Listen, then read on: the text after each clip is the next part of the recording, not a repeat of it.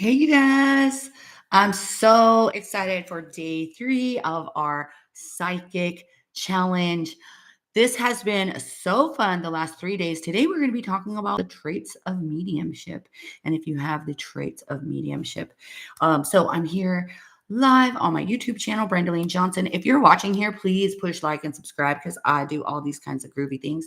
And if you want to join us on Facebook in our community, it's Your Spiritual Awakening Community on Facebook.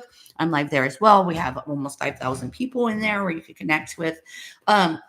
So let's dive right in. If you guys are watching live, say hello. Let me know. Hopefully, I can see your comments today.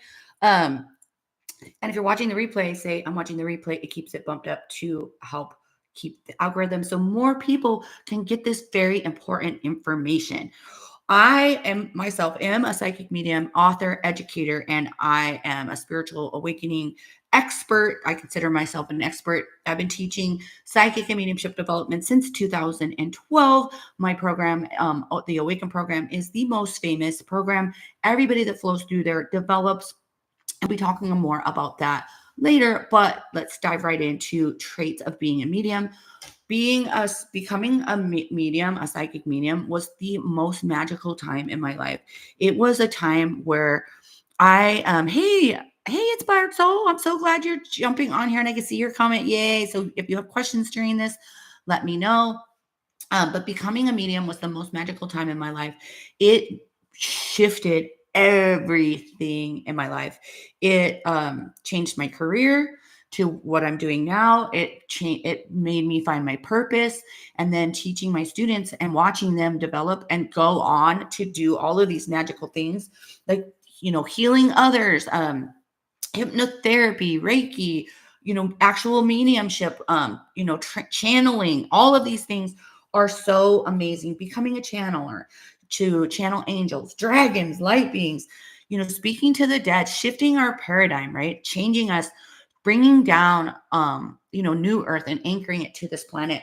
It is like the most amazing thing that can help you find your purpose. But first of all, a lot of people reach out to me because I have all these videos. Like the 99% of people that find me and take my Awaken program find me on YouTube because they Google these symptoms, right? Hey Kim, how are you? See you joining on Facebook. Um, um, they Google their symptoms and they find videos that I've made because I've been teaching so long. People have all these symptoms, and the neat thing is that everybody's symptoms are different. It's so unique, and that's why I love working in this field in my business because I get to help coach people through each one of these symptoms. So, are you guys ready? We're going to dive into these symptoms. So, make sure that you say, "Oh my gosh, that's me." Or share this with your friends that are having these types of experiences so that they know that they're not crazy and they're not making this shit up, right? You are not crazy. You're not making this stuff up. You are having experiences and it is real, and the spirit world is very real. So, some of these symptoms are like if you have tendencies of being a medium, and if you do have these tendencies of being a medium, it's spirit letting you know that you have the ability and that they want to work with you, right? Your spirit guides usually try not to scare you and stuff. But when you have an ability,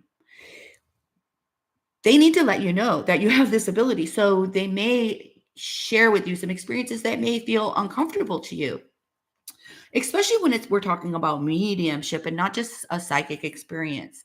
We're talking about mediumship like being able to speak to the dead, being able to channel other beings, right?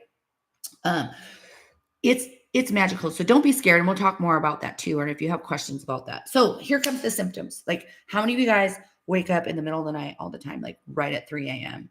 Like it's like the witching hour. And why do they call it the witching hour? Is because it's the witching hour. So that's when your human mind is asleep, your human ego is away, right? Yep, every single night, inspired souls, every single night, 3 a.m. around that time. And so then that's the way that spirits can kind of like get your attention. Um, and then here's another one, like hearing your name being called and nobody's there. This is a huge sign. That's clairaudience, because remember we did psychic hearing this week, but all of your clairs are what you're going to be using with your mediumship. But these types of experiences, like hearing your name being called and nobody's there, is spirit saying, hey Kim, I need to deliver a message to the lady that's standing next to you. So they're like, Kim, and you're like, what the hell's going on? So that's a huge sign that you have tendencies of being a medium.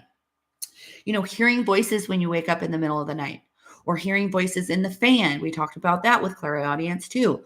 You're hearing voices, they're trying to get your attention. Hearing knocking on the wall. Like, how many of you guys wake up to knocking on your wall and you're just like, what the hell is going on? That spirit. Or a lot of electric activity where your lights are flickering all the time, especially around you. Especially around you. One of my amazing students, I never forget my students because they have the most amazing experiences. And this is like life changing. This is life altering. And this is like outside of your logic. So when they have these experiences, I never forget. And she came to me because her bathroom lights would always do this weird thing. And come to find out, it was her aunt, who is in spirit, who communicated with her through the light after she developed. She was able to understand what was happening. But yeah, it's like, your lights flickering all the time, electronics going crazy when you're around, especially you.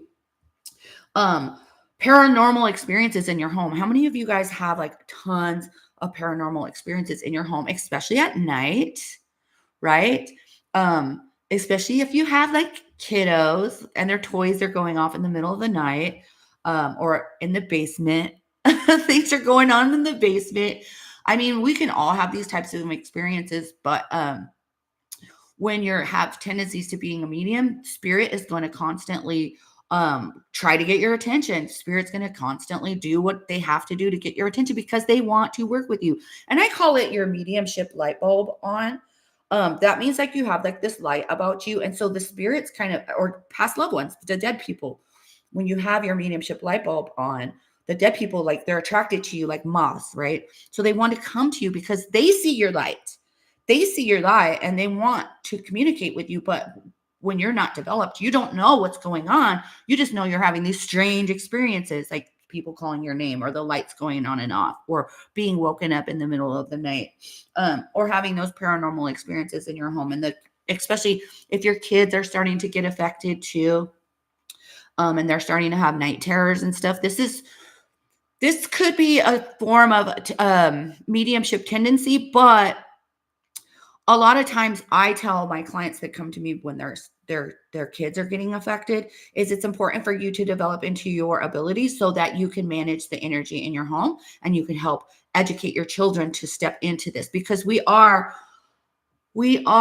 spirits in a body. We're not a body with a spirit. We are spirits in a body. So this is our natural element. Everyone's been taught to follow societal norms and to come away from this. And I'm here to bring this back into our normalcy, right? You are a spirit having a human experience. So it's important for you guys, especially for kids, or to develop into this, to educate yourself. Having panic attacks in large places. How many guys have a panic attack in large places? You walk into a place and like you feel this wave of panic.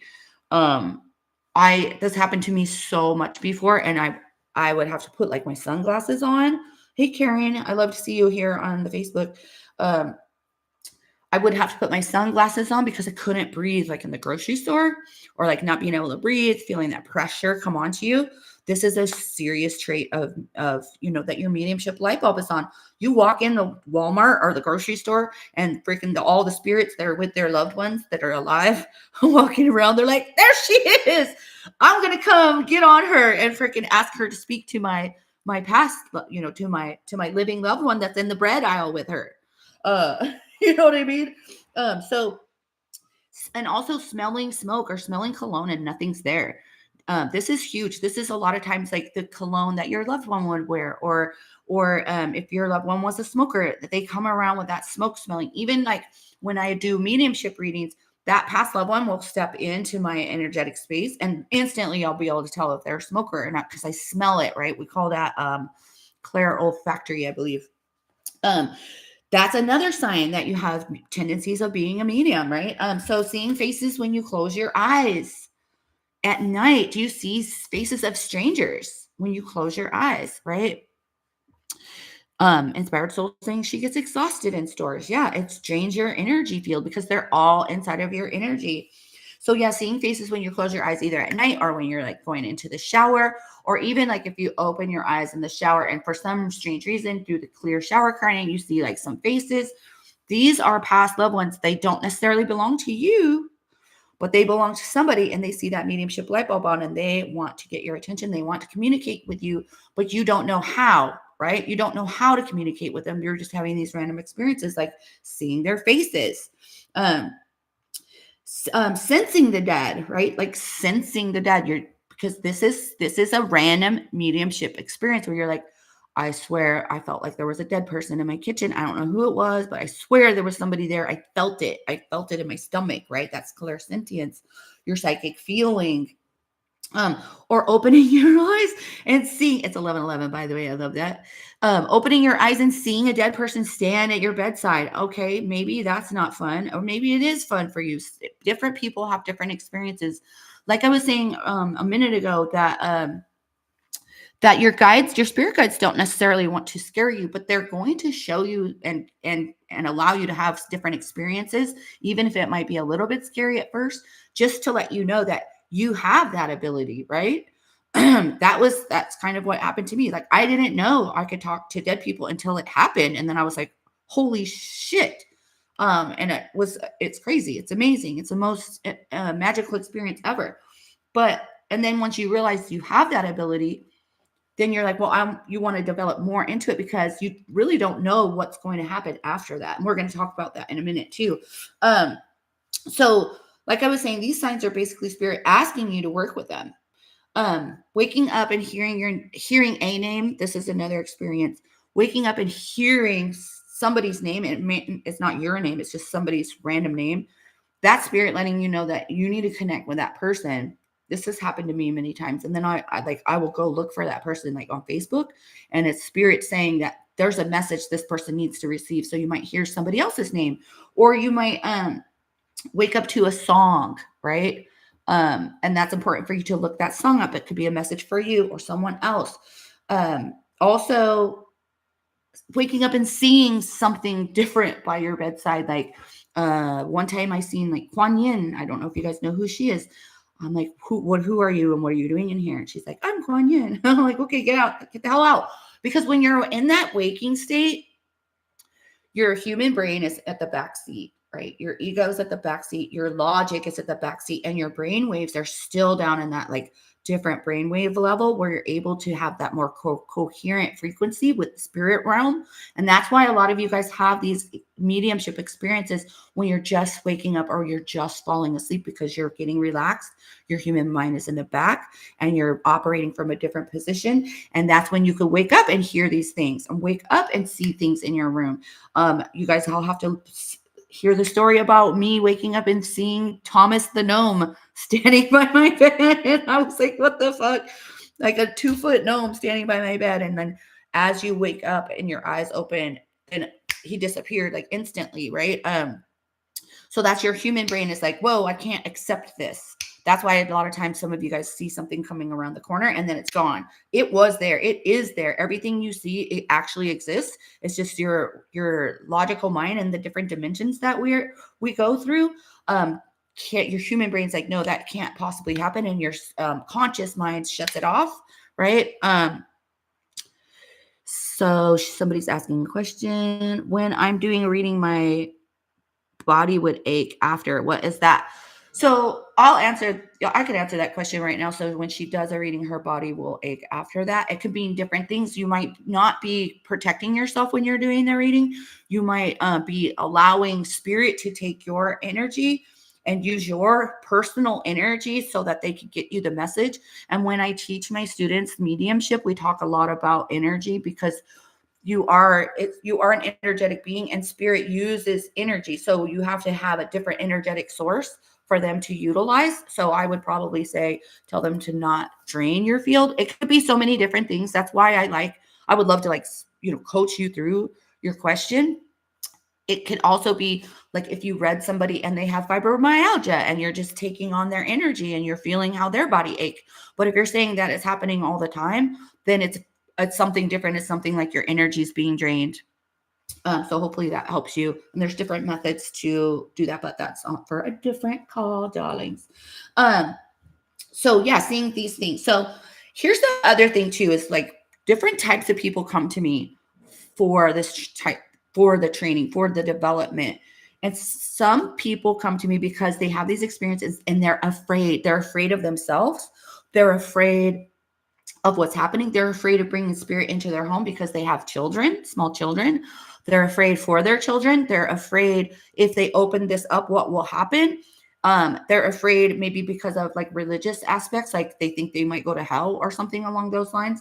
So ask yourself, are you afraid of it? And if you are, this is a good reason why you get to come into and work with me, because I'm opening doors to something huge tomorrow. But if you're on the challenge list, you get to find out today. So this is the huge problem, is you don't know how to manage it.